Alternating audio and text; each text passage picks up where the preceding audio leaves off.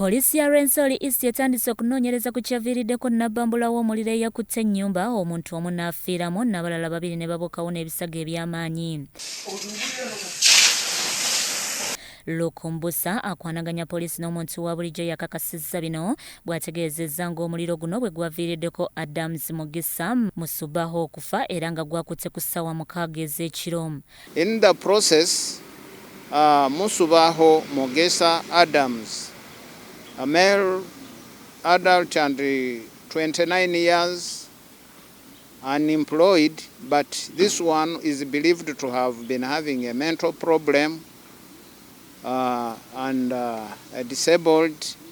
Kiparamoto ne kiraba bali mu kunyiga ebiwundu bayambiddwa balirwana baabwe nga kati bali mu kujjanjabibwa mu ddwaliro lya Mount St Mary's Hospital mu kibuga Kasese. Okusinziira ku Mbusa Musubaho abadde abeera ne nnyina Razia Masika Kiparamoto ng'onaatemera mu gy'obukulu 53 ne Rayat Kirabo aweza egy'obuto 9. And now the warning goes to the public and the community that when you are in a congested room where mosquito nests is nearer the cooking place or where you normally light candles, mattresses, you need to be very careful, because where fire picks a mosquito net, blankets and mattresses, it moves very, very fast. Hadija Bira ow'oluganda lwabwe ategeeza Soul TV nga bwe yawulidde enduulu mu kiro bw'atyo n'afuluma okulaba ng'enju ya munywanyi we ekutte omuliro n'ajja okubataasa. I was sleeping, so I heard my aunt calling.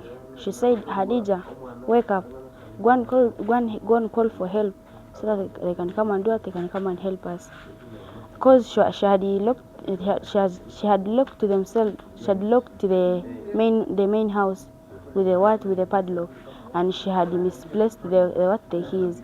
So I went outside. Also the gate was locked. I went and called for help. Maurice Mombere eyeerabiddeko n'agagenge enjege eneegwawo annyonnyodde byonna ebyabaddewo mu kiro. Unfortunately, he was mentally ill, so when we tried to remove him in the house, he was tied up on the chair with chains. So we failed to remove him out of the house. So after like 30 minutes, the fire brigade came out to rescue. Tutuuseeko mu ddwaliro abalwadde gye bali mu kufunira obujjanjabi era Dr. Tony Sali n'atunnyonnyola embeera abalwadde gye bali mu kaakano. Right now the baby is improving, is better off compared to how the child was on admission. Has been oxygen dependent, and now we have wind of oxygen, and of course we are still monitoring. Bya Gerard Tumusiime, Soul TV, Omunnyo.